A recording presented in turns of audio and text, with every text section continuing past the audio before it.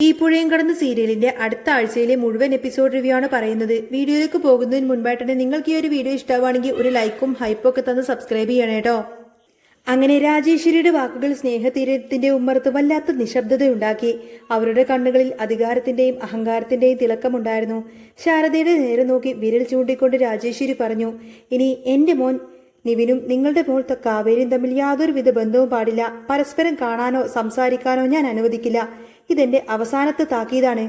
ശാരദയുടെ ഉള്ളിൽ അപമാനത്തിന്റെ തീക്കനൽ എരിഞ്ഞു. ദാരിദ്ര്യമുണ്ടെങ്കിലും ഇത്രയും കാലം തലയുയർത്തിപ്പിടിച്ചാണ് ജീവിച്ചത്. ദേഷ്യം കൊണ്ട് വിറക്കുന്ന ശബ്ദത്തിൽ ശാരദ തിരിച്ചടിച്ചു.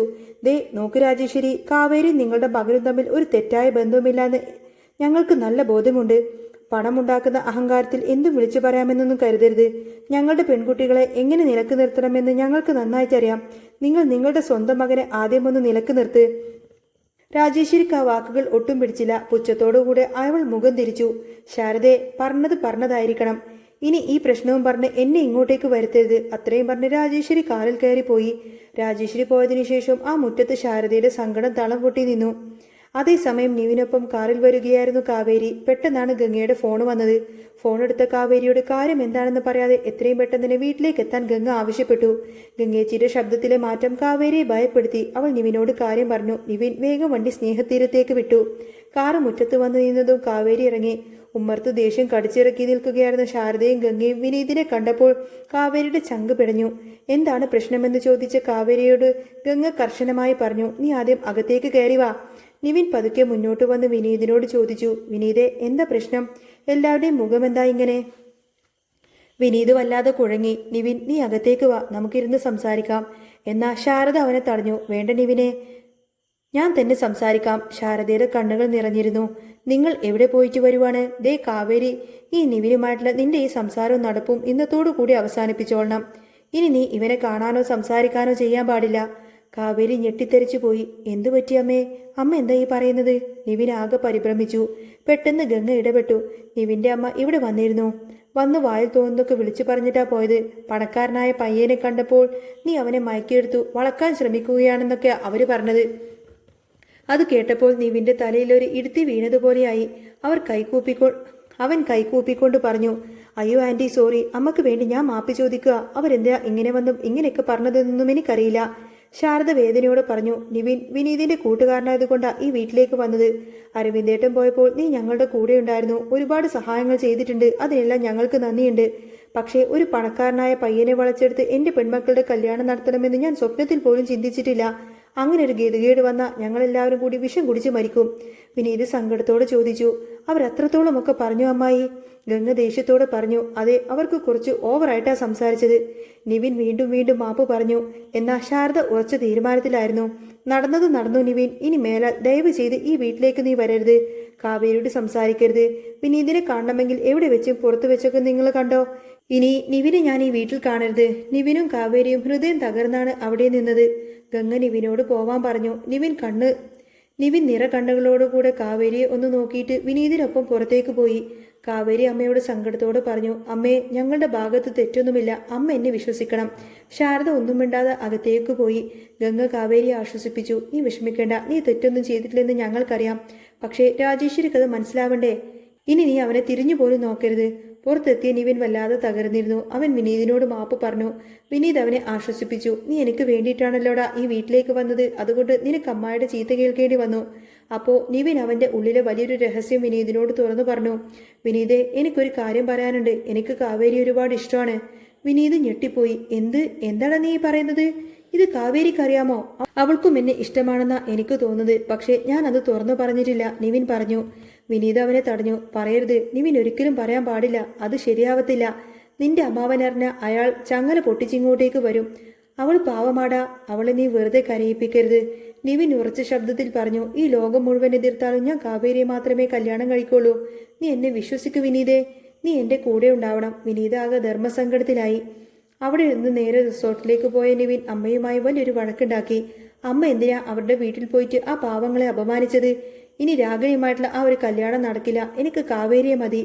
നിവിൻ മുഖത്തടിച്ചതുപോലെ പറഞ്ഞു. രാജേശ്വരിക്കത് സഹിക്കാൻ കഴിയാവുന്നതിലും അപ്പുറമായിരുന്നു. ദിവസങ്ങൾ അങ്ങനെ മുന്നോട്ട് പോയി. ജയപാലനെതിരെ നിയമപരമായി നീങ്ങാൻ തന്നെ കാവേരിയും വിനീതും തീരുമാനിച്ചു.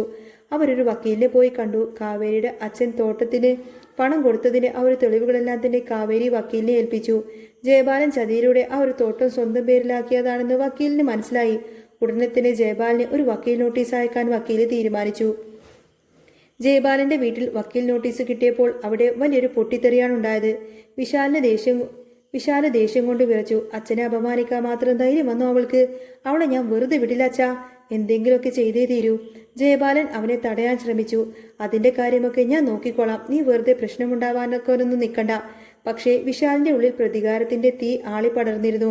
കാവേരിയോടും ആ കുടുംബത്തോടുമുള്ള ദേഷ്യം അവൻ യമുനയോട് തീർക്കാൻ തന്നെ തീരുമാനിച്ചു. കോളേജിൽ വെച്ച് വിശാൽ യമുനയെ കണ്ടു. അവൻ അവളോട് മിണ്ടാതെ മാറി നിൽക്കുകയായിരുന്നു. വിശാൽ അവളുടെ അടുത്തേക്ക് ചെന്നു. വളരെ സ്നേഹം നടിച്ച് അവൻ സംസാരിച്ചു. യമുനെ, നീ എന്താ എന്നോട് ഇങ്ങനെ മിണ്ടാതിരിക്കുന്നത്? എൻ്റെ അച്ഛൻ ചെയ്ത തെറ്റിന് എന്നെ എന്തിനാ അങ്ങനെ ശിക്ഷിക്കുന്നത്? ഒരുപക്ഷെ എൻ്റെ അച്ഛൻ തെറ്റ് ചെയ്തിട്ടുണ്ടായിരിക്കാം. അങ്ങനെയാണെങ്കിൽ നിന്റെ അച്ഛൻ്റെ പണം തിരിച്ചു വാങ്ങിത്തരാൻ ഞാൻ നിന്നെ സഹായിക്കാം. യമുന ആദ്യം അവനെ വിശ്വസിച്ചില്ല. എന്നാൽ വിശാലിന്റെ തുടർച്ചയായിട്ടുള്ള ആ ഒരു സംസാരവും അഭിനയവുമെല്ലാം തന്നെ അവളുടെ മനസ്സുലയിച്ചു. നിനക്ക് എന്നെ വിശ്വസിക്കാം യമുനെ. നിന്റെ അച്ഛൻ്റെ പണം തിരിച്ചു കിട്ടാനുള്ള ഒരു ഐഡിയ എൻ്റെ കയ്യിലുണ്ട്. നീ എൻ്റെ കൂടെ വാ, നമുക്കതൊന്ന് പോയി സംസാരിക്കാം. അവന്റെ വാക്കുകളിൽ വീണ യമുന വിശാലിനൊപ്പം അവന്റെ കാറിൽ കയറി. അവർ ഒരുപാട് ദൂരെ യാത്ര ചെയ്തു. വിശാലിന്റെ 2 സുഹൃത്തുക്കളും ബൈക്കിൽ അവർക്ക് പിന്നാലെ ഉണ്ടായിരുന്നു. യാത്ര നീണ്ടപ്പോൾ യമുനക്ക് ഭയം തോന്നി തുടങ്ങി. വിശാലെ, സമയം ഒരുപാടായി, എനിക്ക് വീട്ടിലേക്ക് പോകണം. നമ്മളിത് എങ്ങോട്ടേക്കായി പോകുന്നത്? വിശാൽ ചിരിച്ചുകൊണ്ട് പറഞ്ഞു. പേടിക്കാതെ യമുനെ, നമ്മൾ പെട്ടെന്ന് തന്നെ തിരിച്ചു പോവും. നിനക്ക് നിന്റെ അച്ഛന്റെ പണം തിരിച്ചു വേണ്ടേ? ഒടുവിൽ അവർ വിജനമായ ഒരു ഫാം ഹൗസിലേക്ക് എത്തിച്ചേർന്നു. ചുറ്റുപാടും കണ്ടപ്പോൾ യമുനയുടെ നെഞ്ചിടിപ്പ് കൂടി. അവിടെ ആരും ഉണ്ടായിരുന്നില്ല. അവൾ തിരികെ പോകണമെന്ന് വാശി പിടിച്ചു. അവളുടെ ഫോണാണെങ്കിൽ ചാർജ് തീർന്ന് സ്വിച്ച് ഓഫ് ആയിരിക്കുന്നു. വിശാലിന്റെ ഭാവം പെട്ടെന്ന് മാറി. അവന്റെ കണ്ണുകളിൽ ക്രൂരത നിറഞ്ഞു. എന്നെ ചതിക്കുകയാണല്ലേ എന്ന് നീ ചോദിച്ചില്ലേ? അതേടി, എന്റെ അച്ഛനെ അപമാനിച്ച നിങ്ങൾക്ക് ഇതിലും വലിയൊരു തിരിച്ചടി എനിക്കിനി തരാനില്ല. യമുന കരഞ്ഞുകൊണ്ട് അവനെ തള്ളിമാറ്റി ഓടാൻ ശ്രമിച്ചു. എന്നാൽ വിശാൽ അവളെ ബലമായി തന്നെ പിടിച്ചു വലിച്ച് ഇരുട്ടുമുറിയിലേക്ക് തള്ളിവിട്ടു.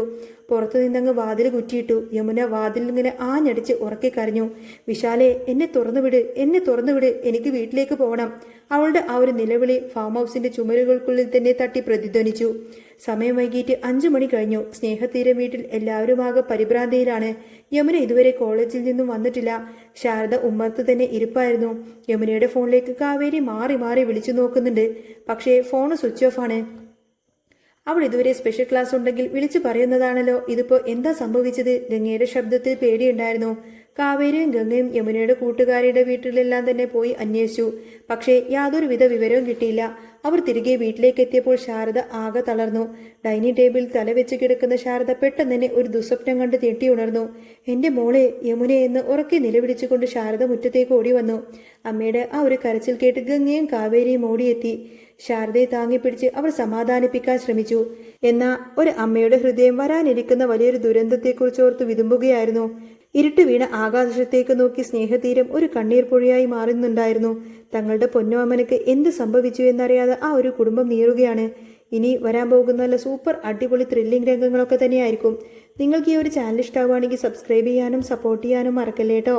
നെക്സ്റ്റ് വീഡിയോ ആയിട്ട് ഉടനെ വരാം. ബൈ.